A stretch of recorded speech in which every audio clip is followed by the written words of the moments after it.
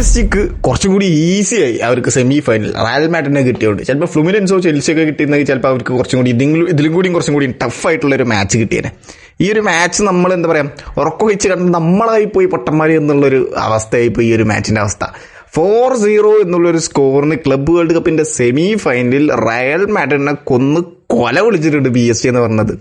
നമ്മളിപ്പോൾ ആ ഒരു PSG വേഴ്സസ് ബയൺ മ്യൂണിക്ക് മാച്ചൊക്കെ കണ്ടു കഴിഞ്ഞ് പിന്നെ ഈ ഒരു സെമി ഫൈനൽ കാണാൻ നിൽക്കുന്ന സമയത്ത് PSG വേഴ്സസ് റയൽ മാഡ്രിഡ് എന്നൊക്കെ പറയുമ്പോൾ നമ്മൾ ഭയങ്കര എന്റർടൈൻമെന്റ് പ്രതീക്ഷിച്ച് കുറേ എന്തൊക്കെയോ പ്രതീക്ഷിച്ചു. ഒന്നും നടന്നില്ല, ഒരു തേങ്ങയും നടന്നില്ല. 4-0 8 നില പൊട്ടി റയൽ മാഡ്രിഡ് എന്ന് പറയുന്നത്. റയൽ മാഡ്രിഡ് ടീമിന്റെ കംപ്ലീറ്റ് അവരുടെ മെന്റാലിറ്റി തന്നെ മാറ്റാനുണ്ട്. കുറെ അവരുടെ എന്താ പറയുക ടീമിൽ സാബി അലൻസൊക്കെ കുറേ മാറ്റങ്ങൾ വരുത്താണ്ട്. സത്യസന്ധമായിട്ട് പറയാലോ, ക്ലബ്ബ് വേൾഡ് കപ്പ് ഈ ഒരു മാച്ച് കഴിഞ്ഞതിന് ശേഷം സാബി അലൻസോ പറഞ്ഞത് ക്ലബ്ബ് വേൾഡ് കപ്പ് എന്നുള്ള ഈ ഒരു പരിപാടി എന്നെ കുറേ കാര്യങ്ങൾ പഠിപ്പിച്ചു, ഇനി ടീമിൽ കുറേ ചേഞ്ചസ് മാറ്റാനുണ്ട് എന്നുള്ള കാര്യം അദ്ദേഹത്തിന് മനസ്സിലായി. വളരെ കൃത്യമായിട്ടുള്ളൊരു കാര്യമാണ് മനസ്സിലായത്. എന്ത് തേങ്ങയാണ് ഇവന്മാർ കാണിച്ചു കൂട്ടി. ആദ്യത്തെ 10 മിനിറ്റിന്റെ ഉള്ളിൽ തന്നെ 2 ഗോൾ കൺസീഡ് ചെയ്യുക, അതും ചൈൽഡിഷ് ആയിട്ടുള്ള 2 പൊട്ടത്തരം ഷൊണ്ണത്തരം എന്നൊക്കെ പറയുന്നത് അങ്ങനത്തെ 2 മിസ്റ്റേക്കിലൂടെ. അപ്പൊ ഇവന്മാർക്ക് അറിയില്ല ഈ ഒരു ഒസ്മാൻ ഡെംബലെ പിന്നെ അതുപോലെ തന്നെ ഡെസേരെ ദുവെ കൊരെറ്റ്സ്കേലെ ഇവന്മാർ 3 പേരും ഹൈ പ്രസ്സിംഗ് ആയിട്ടുള്ള 3 അറ്റാക്കേഴ്സ് ആണെന്നുള്ള ഇവന്മാർക്ക് അറിയില്ലേ. ആദ്യം തന്നെ റൗൾ അസെൻസിയോ ബോക്സിന്റെ ഉള്ളിൽ നിന്ന് റയൽ മാഡ്രിഡിന്റെ തിബോ കോർട്ടുവിന്റെ നേരെ മുമ്പിൽ നിന്ന് നേരെ ഒസ്മാൻ ഡെംബലേക്ക് ഒരു ബോൾ വെറുതെ കണ്ട് ഇട്ട് കൊടുത്തു. ആ ബോൾ നേരെ ഫാബിയൻ റൂയിസിന് കിട്ടി, അത് ഗോളായി. അത് ഫാബിയൻ റൂയിസ് ഗോൾ സ്കോർ ചെയ്തില്ലെങ്കിൽ അവിടെ തിബോ കോർട്ടുവ ഡെംബലേനെ ഫൗൾ വെച്ചത് പെനാൽറ്റി ആയേനെ. പിന്നെ രണ്ടാമത്തെ അന്റോണിയോ റൂഡിഗറിന് പിന്നെ പാസ് ഇടാനേ അറിയില്ല, അങ്ങനത്തെ ഒരാളാ. ബാക്കിൽ റൂഡിഗർ ലാസ്റ്റ് മാൻ, അവിടെ നിന്നാണ് പാസ് ഇടാൻ പറ്റാതെ ഒസ്മാൻ ഡെംബലെ പ്രസ് ചെയ്ത് ആ ഒരു ബോൾ എടുത്ത് ഈസി ആയിട്ട് തിബോ കോർട്ടുവിനെ ബീറ്റൺ ചെയ്ത്. ഡൊണറൂമൊക്കെ ഇന്ന് പറയാലോ, PSG ഗോൾ കീപ്പറായിട്ടുള്ള ഡൊണറൂമ അദ്ദേഹത്തിന് ഒരു ഹോസ്റ്റൽ ബെഡും ഒരു തലേനയും കൊടുക്കുക അവിടെ, അത് സുഖമായിട്ട് കിടന്നുറങ്ങും. അദ്ദേഹത്തിന് കാര്യമായിട്ട് ഒരു ചലഞ്ചും ഇല്ലായിരുന്നു കഴിഞ്ഞ മാച്ചിൽ, ഒന്നുമില്ല, വെറുതെ ഇരിക്കുക. ആകെ സെക്കൻഡ് ഹാഫിന്റെ അവസാനം 85-ാമത്തെ മിനിറ്റിൽ 84-ാമത്തെ മിനിറ്റിലെ ഫെഡേ വാൽവർദേന്റെ ഒരു ഷോട്ട് ഉണ്ടായിരുന്നു, അതാണ് ആകെ ഒരു ചലഞ്ചിങ് ആയത്. സത്യം പറയല്ലോ, PSG കിട്ടി അവർ ആദ്യം ആ ഒരു 2 ഗോൾ സ്കോർ ചെയ്തു PSG, ഫാബിയൻ റൂയിസും ഒസ്മാൻ ഡെംബലെ. അത് കഴിഞ്ഞപ്പോൾ തന്നെ റയൽ മാഡ്രിഡ് ടീം കംപ്ലീറ്റ് പേടിച്ചുപോയി. എനിക്ക് അവരുടെ മെന്റാലിറ്റി കണ്ടപ്പോൾ എനിക്ക് മനസ്സിലായ കാര്യമാണത്. കംപ്ലീറ്റ് അവർ പേടിച്ചുപോയി. ആകെ പേടിക്കാതെ കളിച്ചത് എംബാപ്പെ പിന്നെ അതുപോലെ തന്നെ ബെല്ലിംഗാം, ഇവരങ്ങനെ വളരെ കുറച്ച് പേര് മാത്രമാണ് പേടിക്കാതെ കളിച്ചത്, ബാക്കി എല്ലാവരും പേടിച്ചുപോയി. വിനീഷ്യസ് ജൂനിയറിനൊന്നും ഒരിക്കലും ഫസ്റ്റ് ഹാഫിൽ തന്നെ ഇറക്കാൻ പാടില്ലായിരുന്നു, ആ ഫസ്റ്റ് 11 തന്നെ ഇറക്കാൻ പാടില്ലായിരുന്നു. ആ സ്ഥാനത്ത് റോഡ്രിഗോനെ ഇറക്കിയാൽ ചിലപ്പോൾ കുറച്ചും കൂടി അറ്റാക്കിങ്ങിന്റെ പേസോ അല്ലെങ്കിൽ ആ കുറച്ചും കൂടി ക്ലച്ച് മൊമെന്റ്സ്, അതായത് കുറച്ചും കൂടി ഇൻട്രസ്റ്റിംഗ് ആയിട്ടുള്ള കുറച്ച് അറ്റാക്ക് ഉണ്ടായിരുന്നു, നമുക്ക് കുറച്ച് എന്റർടൈൻമെന്റ് കിട്ടിയേനെ.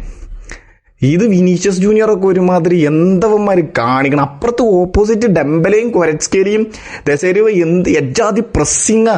PSG ഡിഫൻസിനൊന്നും ഒരു പണിയില്ല. മാർക്കിന്യോസിനായാലും പിന്നെ പാച്ചോ അല്ല, വേറെ ഏതോ ഡിഫൻഡറാണ്, പാച്ചോക്ക് റെഡ് കാർഡ് ആയതുകൊണ്ട് വേറെ ഏതോ ഡിഫൻഡറാണ് ഇറക്കിയിട്ടുള്ളത്.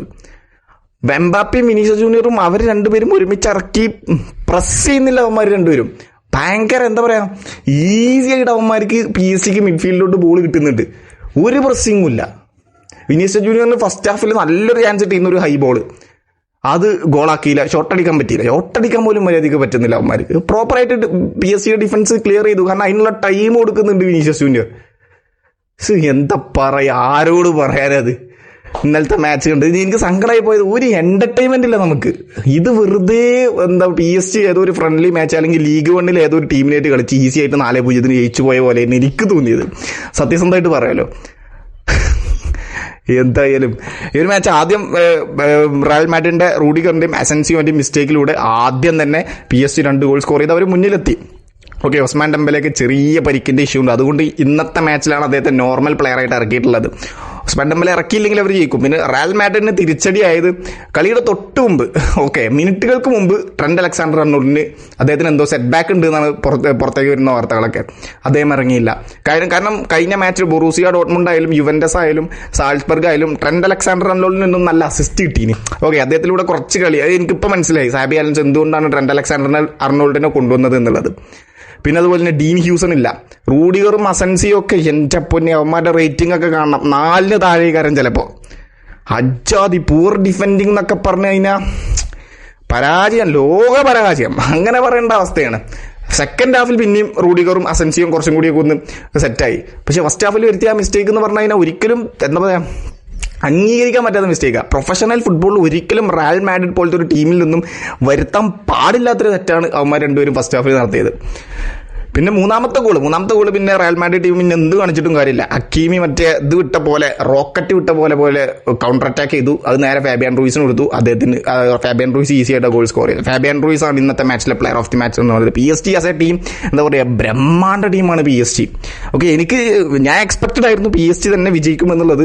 പക്ഷെ ഇത് ഇമ്മാതിരി നാണം കെട്ട പരാജയവും റയൽ മാഡ്രിഡിൽ നിന്ന് ഞാൻ വിചാരിച്ചില്ല. കാരണം എന്തെങ്കിലുമൊക്കെ ആയിട്ട് റയൽ മാഡ്രിഡ് അല്ലേ, നമ്മൾ പലതും പ്രതീക്ഷിക്കുന്നില്ലേ, ഇതെന്ത് തേങ്ങയത്, ഒന്നുമില്ല.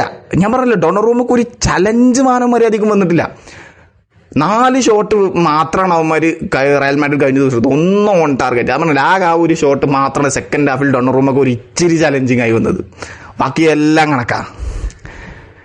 അങ്ങനെ ഫസ്റ്റ് ഹാഫിൽ ആ ഒരു 3 ഗോൾ സ്കോർ ചെയ്തു. സെക്കൻഡ് ഹാഫിൽ പിന്നെ ഒരു 60 മിനിറ്റ് ആയ സമയത്ത് ലൂയിസ് എൻറിക്ക് അവരുടെ മെയിൻ അറ്റാക്കേഴ്സ് ആയിട്ടുള്ള ദെസേരെ ദുവെ, ഒസ്മാൻ ഡെമ്പലെ, ക്വരറ്റ്സ്കി ഇവരെ 3 പേരും വലിച്ചു. കാരണം ഇതിന്റെ ആവശ്യമില്ല. ഇനി PSG ചിലപ്പോൾ സബ്സ്റ്റിറ്റ്യൂട്ടുള്ള ടീമിനേറ്റ് വെച്ച് കളിച്ചാലും ചിലപ്പോൾ ഈ ഒരു റയൽ മാഡ്രിഡ് ടീമിനേറ്റ് ജയിക്കും.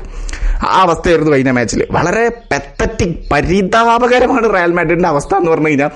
നിങ്ങൾക്ക് കളി കാണുമ്പോൾ മനസ്സിലാവും, റയൽ മാഡ്രിഡ് കുറേ കാര്യങ്ങൾ ചേഞ്ച് ചെയ്യാനുണ്ട്. ആദ്യം ഫസ്റ്റ് അവർ ചേഞ്ച് ചെയ്യുന്ന ഒരു കാര്യമാണ് അവരുടെ മെന്റാലിറ്റി. 2 മാച്ചിന് തോറ്റു നിൽക്കുകയാണെന്നുണ്ടെങ്കിലും എന്തിന് ഇത്ര അധികം പേടിക്കേണ്ട കാര്യം? റയൽ മാഡ്രിഡ് ടീമാണിത്, മിറാക്കിൾ ക്ലബ്ബാണ് ഇത്. ഇവന്മാര് ഈ കംപ്ലീറ്റ് സാബി അലൻസോ മാറ്റേണ്ട ഒരു കാര്യം മെന്റാലിറ്റിയാണ്. പിന്നെ ഈ ഒരു ഡിഫൻസും, ഡീൻ ഹ്യൂസൺ ഇല്ലാത്തത് ആ ഡിഫൻസിൽ നല്ല പോലെ കാണാം. ഡീൻ ഹ്യൂസൺ എന്ന് പറഞ്ഞാൽ വളരെ കൂളായിട്ടുള്ള ഒരു പ്ലെയറാണ്. അർണോൾഡിന്റെയും ആ ഒരു അഭാവം നല്ല പോലെ ആ ഡിഫൻസിൽ കാണാണ്ട്. ഓക്കെ, പക്ഷെ അവന്മാരുണ്ടായിട്ടും കാര്യമില്ല. PSG ജയിക്കും, ഉറപ്പാ, കൺഫേം. ഈ ഒരു ടീമിനെ വെച്ചൊന്നും റയൽ മാഡ്രിഡിന്റെ ഈ ഒരു ടീമിനെ ഇതാക്കാൻ പറ്റില്ല. സാബി അലൻസോക്ക് ഇനിയും കുറേ മുന്നോട്ട് പോകാണ്ട്. റയൽ മാഡ്രിഡിന്റെ ഓഡിയൻസിനോട് എനിക്ക് പറയാനുള്ളത്, അക്സെപ്റ്റ് ദ ഡിഫീറ്റ് അക്സെപ്റ്റ് ചെയ്യാം.